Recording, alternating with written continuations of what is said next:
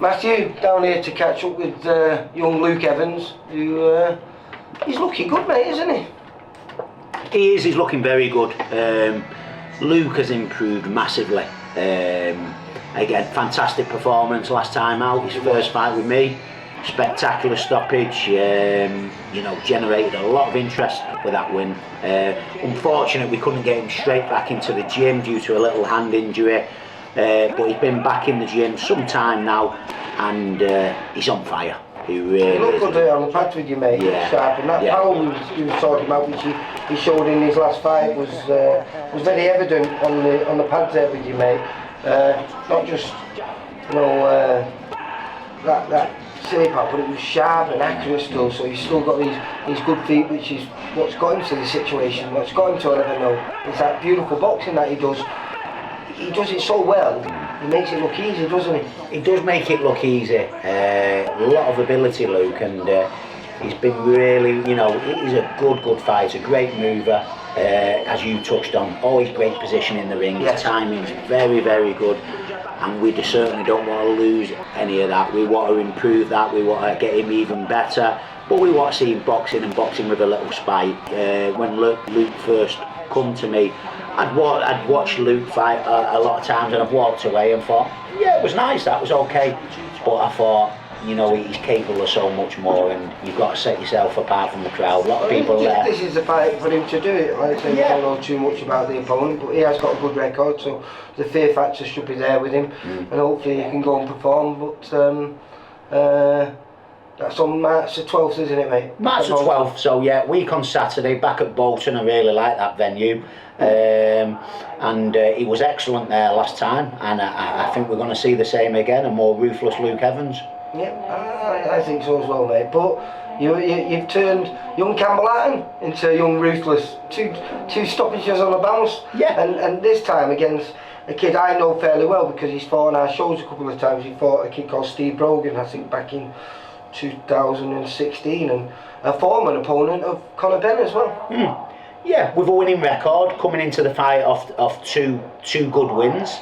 And I thought Campbell was, like he's in his last fight in Bilbao, he was excellent out in Spain, and I thought he was fantastic again on Sunday.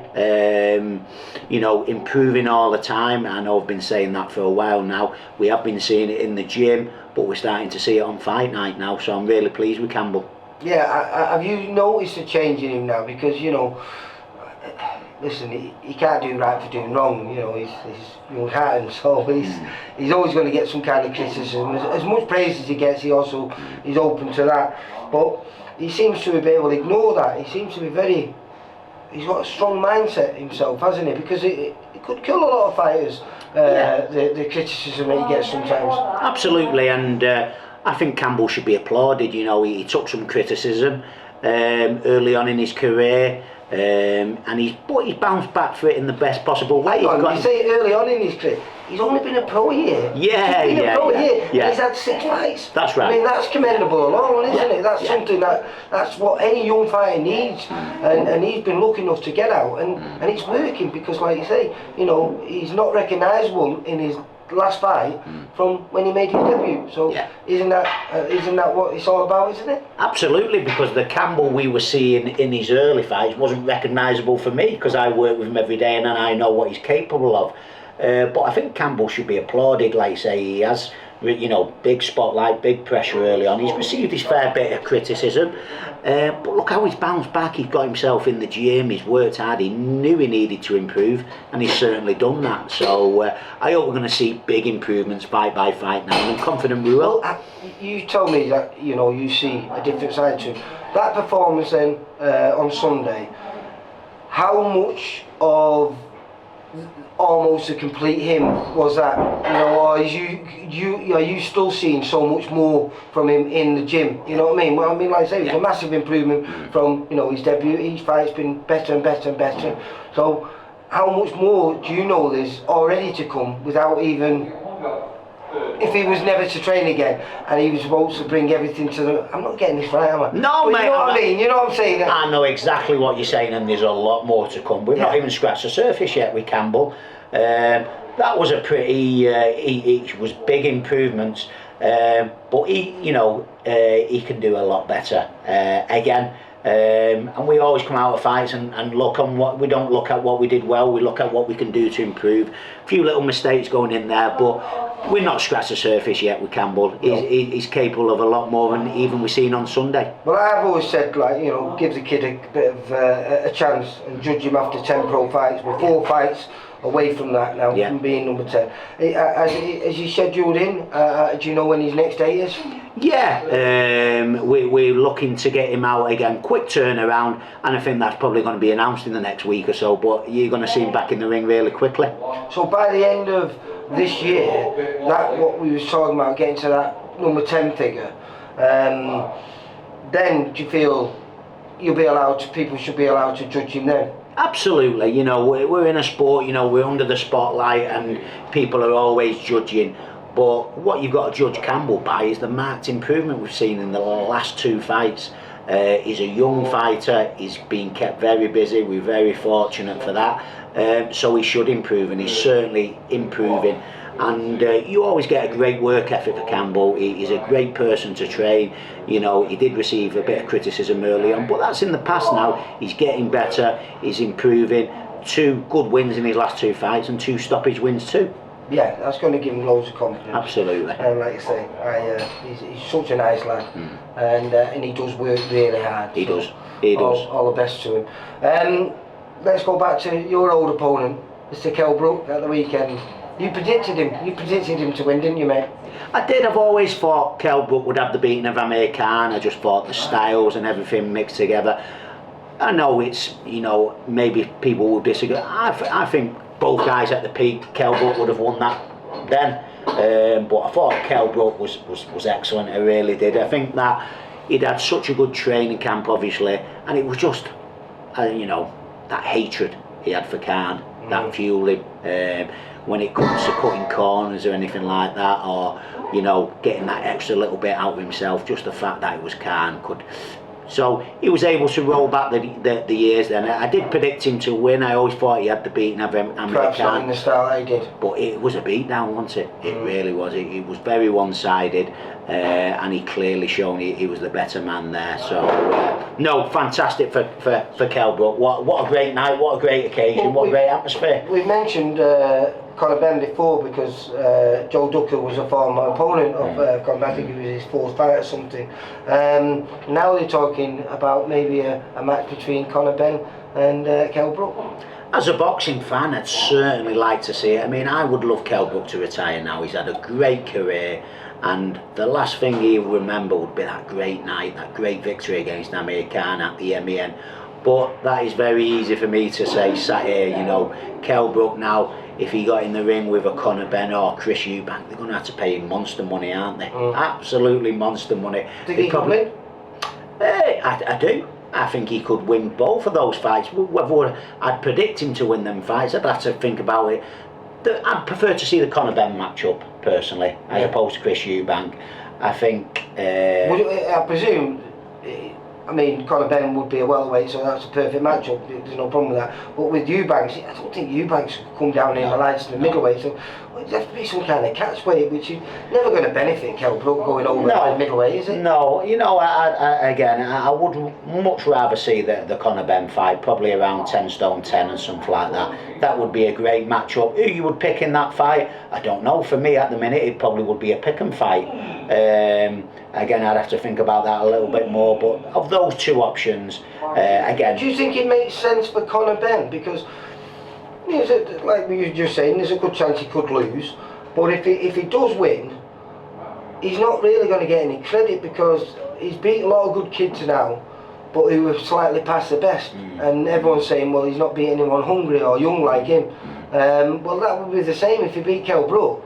He's only going to get the same criticism that he has with his previous 4 or 5 fights. Possibly. I do think it'd be a good move because he's on the crest of a wave, Brook, at the minute, and everybody's talking about him. He's shown that, he's not as good as he once was, of course, but he's shown that he's still a very, very good fighter on the evidence of that last fight. So a match-up with Conor Benn it'd be huge. He'd be a big ticket seller and a big money maker for both men, wouldn't it? Yeah, like I say, I'm not too sure. Like I say, I think I'm in the favour of him going out on a high. Yeah, me too. The fight at the weekend, a lot of controversy. Josh Taylor, Jack Catterall. What was your take on it? Shocking decision, wasn't it?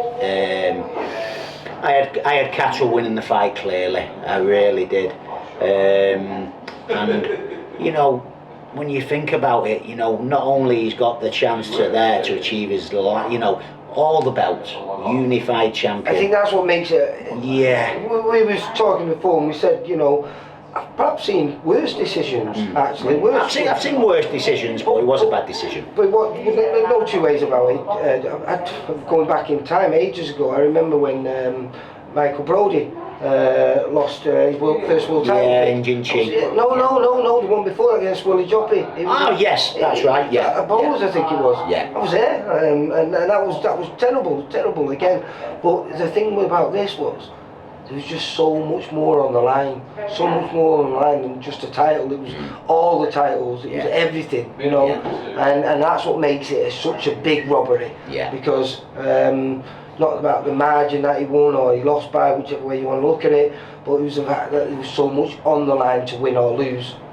Like you say, a lifetime ambition, not only fighting for the world title, fighting for all the belts, and financially. That has literally, and I don't say this lightly, cost him millions. Imagine what he'd have got paid to defend the unified title. But he steps aside. I think John Evans put on, and everyone thought he got paid a massive amount, but he didn't. I believe he got nothing. So he did everything right to allow this, for him to be in that position to fight for all the titles. He did the right thing, and then the decision was shocking, like you say. It was a very. There wasn't anyone ringside who believed Josh Taylor won. Not even his own fans. Well, that's the thing when you see decisions, and you will usually and generally get the odd person who saw it the way the officials saw it, Nobody did. I thought he was a clear winner. He boxed so well, so composed, and it was clear to see he was the better man on the night. And to have it taken away from him was terrible, really. And I hope there's something done about it. And it seems, with the reaction that's gone on, what the board are going to do, it looks like they are going to step in and look to do something. What can be done? I don't know. They're not going to overturn the decision or anything like that. But hopefully there can be some changes made. Do you know something? Everyone said Josh Taylor, was having an off night. He couldn't get his jab going. He couldn't do this, couldn't do that. But for me, that was purely down to Jack Catterall. I think in years to come, people will talk about Jack Catterall's defensive skills like they used to talk about Pernell Whitaker or Floyd Mayweather. He's every guy that I ever speak to, and obviously I'm fortunate to go in the gym, the VIP gym all the time. They get out after sparring him and just go, I just couldn't hit him. I just couldn't land on him. And defensively, I think he's very underrated. Absolutely. And I think that performance last night just showed on how good he is, because he made an excellent fighter look very, very ordinary. Well, like you say, not the most flashy in the world, but so effective. He's learnt the job properly. I remember sparring with Jack. We had the same coach at the time, Lee Beard, who was training us both. And I think Jack was 17, and I was doing a hell of a lot of sparring with him at the time. I was European champion, so he's learnt the job properly. He's not had it easy. He's been over to America, sparring with Alvarez, Mayweather's, which is absolutely invaluable. They've asked him to come back and stuff like that. That tells its own story. What a good, solid fighter. He's learnt the game properly, and it was just unfortunate he didn't reap his rewards on Saturday night, which he fully deserved. And then also, which is, I don't know, it means too much, but it does when you get to 26-0 and suddenly you're always took, and it's took for the wrong reason. The So, you know, and when time goes by, everyone will look at that record and they go, oh, well, he got beat once, you know, and you know, because he might continue the rest of his career unbeaten, and with those defensive skills that we're talking about, and you know, that awkwardness of being a southpaw, you know, there's a very good thing that could happen, and hopefully he'll go on to pick up one of the titles that he's going to vacate. Yeah. Well, I'm sure he'll certainly get his opportunity. Whether he'll get his opportunity to fight for them all again, very unlikely. No, but I'd like to think he well, I'm very confident he'll get another crack at a world title in his next fight. But who's to say he's going to win it? No, at least we'll know who he is now. Yeah, absolutely. And you know, prior to that, he was the unknown man going into them. Yeah. I loved what Jamie Moore said. Jamie said, you know, just because he's never been at that level doesn't mean to say he can't be. No. You know, and no. I think he proved that he's definitely at that level. Yeah. And it's going to take a very, very good man to beat him. And he's one of these guys again, Jack. He looks so comfortable in the ring. He looks at home in the ring, and like you say, such a good defensive fighter. Very hard to read. Yeah, people saying about Taylor, the weight, and this, that, and the other. Again, I thought Jack Catterall was excellent, and very, very good fighters have that fantastic ability to make very good fighters look bad, and he certainly did that. He did.